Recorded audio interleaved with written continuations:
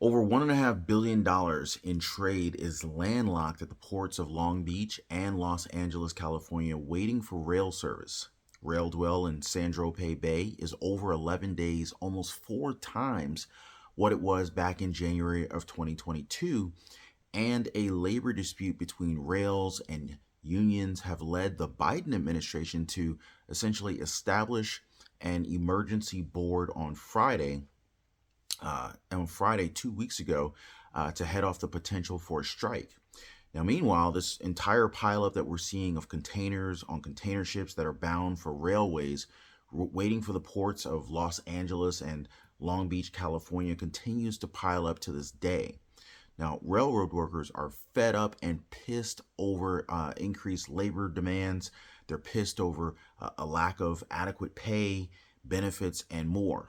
Now, a widespread of railroad strikes could lead to empty shelves in big box retailers like Walmart, Sam's Club, Target, Costco, and more. Now, these unions and their membership, they're angry and they're itching for a strike at this time. They haven't seen a raise in 3 years, even as several railroads, including Union Pacific, Norfolk Southern, ticker symbol NSC, Union Pacific stock market ticker symbol UNP, and Berkshire Hathaway's Burlington Northern Santa Fe, also known as BNSF, have reported record earnings. And many of these railroad companies' stocks are soaring right now in the face of the recent S&P 500 stock market rally. Now, railroad workers, the strikes, they come on the back of record profits seen by railroad companies and stock market price gains. These railroad workers' struggles come on top of record inflation, record gas prices, diesel prices, rising housing expenses, rent prices rising.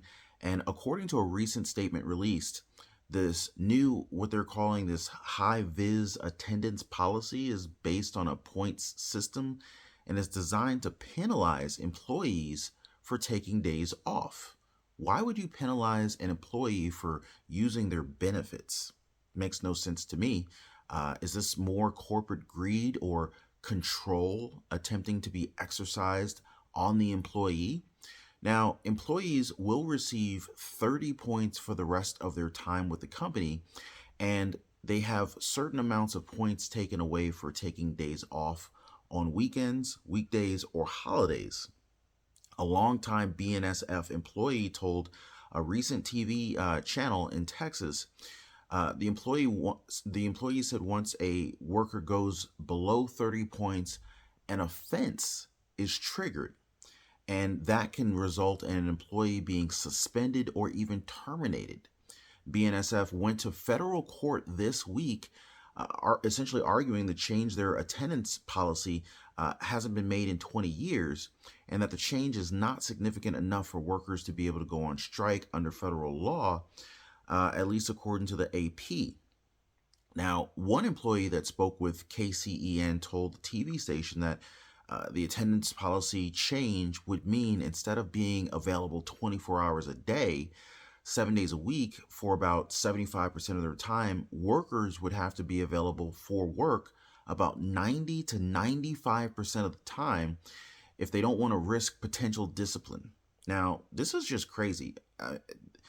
You want to talk about rough working conditions? I don't blame these employees for the actions that they're taking. And he went on to say that the new policy would equate to workers getting 2 to 3 days off per month. Now, worried about supply chain problems that are already causing the nation's economy or causing problems within the nation's economy, President Joe Biden took action to prevent over 115,000 United States railroad workers from going on strike. But the action by President Biden could only be a short-term solution, essentially setting the clock ticking towards a possible work stop shortage in about 60 days or a little bit less than 60 days. Now, while the Union Pacific recently just signed a locomotive modernization deal that's valued over $1 billion with Wabtec, widespread railroad workers strikes threaten companies like Union Pacific, BNSF, Norfolk Southern, CSX Railroads, and the supply chain of the United States economy. Now, the deal between Union Pacific Railroad and Wabtec Corp would modernize 600 locomotives that are owned by Union Pacific, which is a process that would essentially result in the recycling of over 70,000 tons of steel and a reduction of 350 tons of carbon annually per modernized locomotive technologies following fuel efficiency upgrades. And it's an effort that also puts Union Pacific on track to reach its net zero greenhouse gas emissions target by 2050. Now, Wabtec employs roughly 25,000 workers globally, huge network and operations here, about 500 of whom work out of its Pittsburgh headquarters and the surrounding region. About 1,300 work in Erie Metro. And it is the largest public company based in, or at least one of the largest public companies based in Pittsburgh. And their revenues topped $7.8 billion. Now, if railroad workers go on strike, it would be disastrous for the U.S. economy, and it would bring many states' energy industries grinding to a halt. We are already at risk of losing potentially impacting 7 different states as a result of Lake Mead running low on water supply, as well as Lake Powell, and this would negatively impact the hydroelectricity power production plants as a result. This railroad stoppage could provide additional disastrous outcomes from our energy supply, from an energy supply standpoint. Now, according to a BNSF lawsuit, rail strikes, even if brief or localized, can cause devastating and irreparable harm to carriers, their customers, other railroads, and the general public. Now, the threatened strike in this particular case would strain an already overburdened supply chain, potentially causing wide-ranging harm to the national economy. Now, a couple of weeks ago, in mid-July, President Joe Biden, he selected 3 members of a presidential emergency board, a near final step to essentially prevent railroad workers from striking. The National Carriers Conference Committee, which represents railroads in labor negotiations, they praised the selection of Barbara Deinhardt and David Twomey in a statement, quote, and had indicated that Wyoming legislator Stan Blake, who worked for Union Pacific, he worked for Union Pacific for 31 years before his retirement. And so this previous, he's a current Wyoming legislator, but a previous Union Pacific employee, he said that if either party doesn't agree to that, then they would literally go out on strike again. Stagnant pay and a reduced workforce while railroad companies report record profits is a point of frustration for railroad workers, according to Blake. And how can you blame them? If the company that you're working for is reporting record profits and you're not seeing any raises, or if you're not seeing any kind of raises in the past 3 years, I'd have a problem with that too. You guys let me know if you disagree. Now, hundreds of people rallied on Saturday, July 30th in Galesburg to protest the working conditions for freight train workers across the country. Now, the workers and the unions have been negotiating with rail companies since late 2019. So this isn't anything like out of the blue. They've been trying to address this problem for nearly 3 years. Now, the freight train workers said that they want higher wages. Can't blame them. They want better hours and to be treated respectfully. Heck, how about you just treat them like humans, not robots? And maybe this is why many companies are pushing for automation, because they don't realize that, human beings are human beings and they need to be treated a certain way. They probably just want constant operation 24/7, no downtime, no off time, no breaks.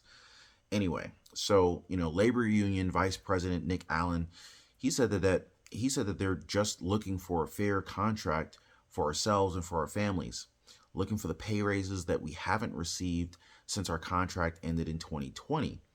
And we're looking to be able to continue to support our families and for, what they have to go through for us working on the railroad. Just think if your spouse was constantly working on the railroad and, Yeah, they're bringing the bread. They're they're bringing the bread home. They're working, but you only get to see them 3 days out the month. That will be every bit of the definition of an awful living existence. I mean, this is just terrible.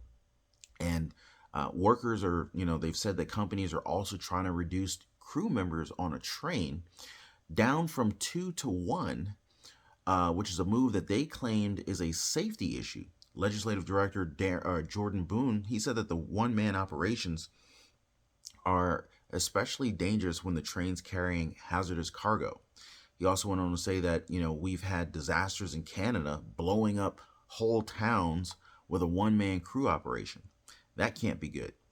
And you know what they say about history. Well, I mean, it essentially repeats itself. So if we go back to July of 1922, some 400,000 railroad shopmen and maintenance workers nationwide, they began a strike that would ultimately escalate into picketed lines. And these picketed lines, they weren't just standing there in line; they were actually battling with weapons. And this great railroad strike of 1922, a national or nationwide railroad shop worker strike, began on July 1st of 1922. Now, think about that date for a moment. July 1st, 1922 is when this great railroad strike started. Keep that date in mind. Now, the railroads, the workers, they were upset that the railroad labor boards basically gave companies the go-ahead to slash workers' wages back in 1929. Here we are today, still worried about and dealing with workers' wages here in 2022. Now, in the wake of lower production at the end of the World War, this is what they were dealing with. Now, after a second wage cutting, railroad workers got organized and decided to go on strike. The railroads returned fire by hiring scabs to fill the striked workers' positions. Violence ensued, and 10 people ended up dead before a Chicago judge issued a September 23rd decision ruling on the side of the railroad, believe it or not. I guess it was just driven by money, clearly not driven by concern for the workers.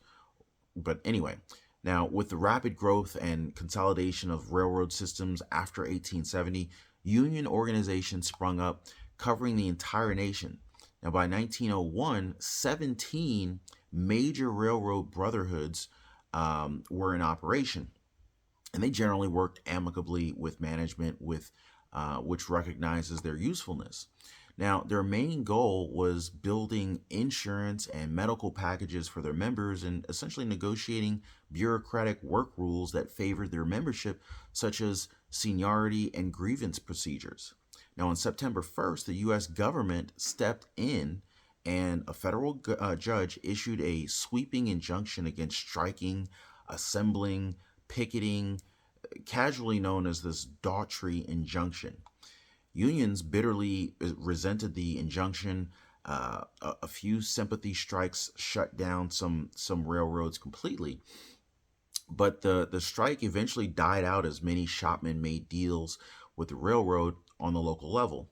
Now, the railroad labor unions, essentially known as the brotherhoods, found themselves overpowered. And the strikes went back to work, or the striked workers or strikers, or I don't know how you call them, but the strikers went back to work on management terms, and others were blacklisted. During the Great Depression, the union movement would just begin to, unite skilled workers and unskilled workers, something that wasn't done during the 1920. I keep on messing up the date. The 1922 strike. Now, this is what happened nearly 100 years ago. To this day, this is almost to the day 100 years ago. Now, with unprecedented crisis after crisis, shortages, wars, droughts, record inflation, a looming recession, and increased risk of widespread layoffs, going forward, no one really knows for sure what the future holds. All I can say, you guys, is prepare.